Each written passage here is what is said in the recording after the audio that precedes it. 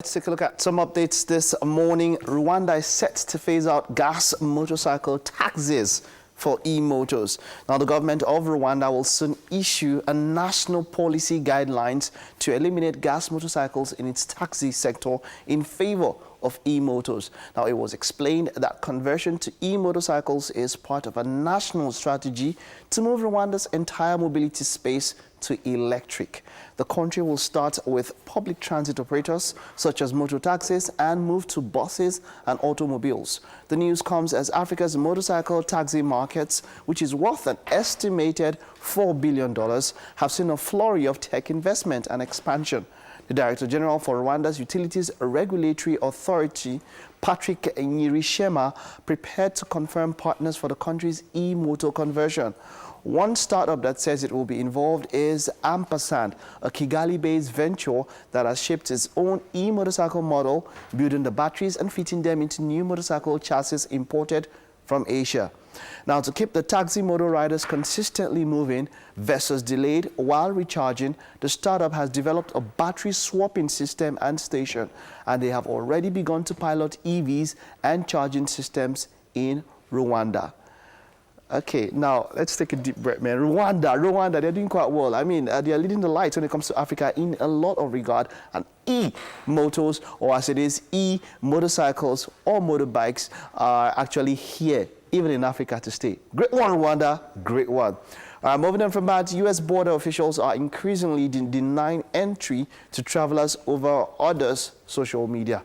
Now, travelers are increasingly being denied entry to the United States as border officials hold them accountable for messages, images, and video on their devices sent by other people.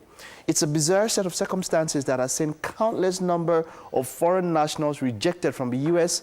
after friends, family, or even strangers send messages, images, or videos over social media sites like Facebook and Twitter and encrypted messaging apps like WhatsApp, which are then downloaded to the traveler's phone. Do you know what that means? Do you know what that means? Now, the point is, I've always had that feeling, if there is a video on your phone that you don't think, that doesn't represent you, that you think doesn't represent you, get it off your phone. Get it off your phone, you know, because a number of phones now use cloud storage. Someday I'll talk about cloud storage and how it works. Some people don't know how cloud storage works.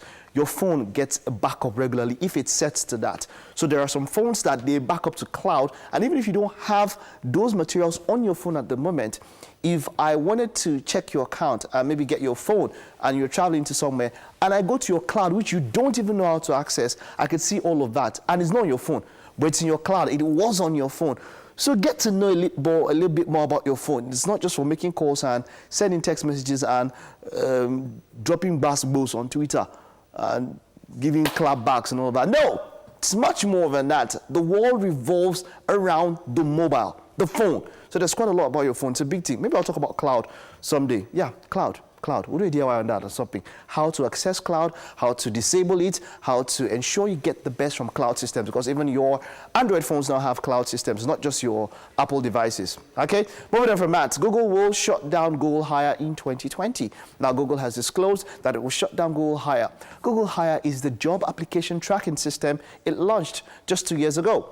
Now, Google built Hire in an effort to simplify the hiring process with a workflow that integrated things like searching for applicants, scheduling interviews, and providing feedback about potential hires into Google's G Suite.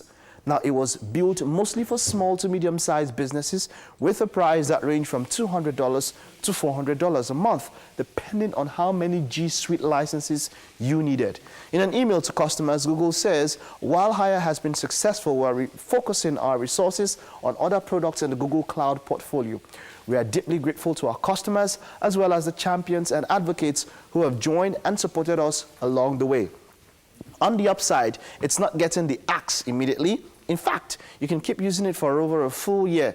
Google says it won't actually be shut down until September 1st of 2020, but just don't expect any new features to be added. Now, Google also notes that it intends to stop taking payment for the product in the meantime, saying in a support FAQ that's frequently asked questions that customers will see no additional charges for Google Hire after their next billing cycle. So that's it.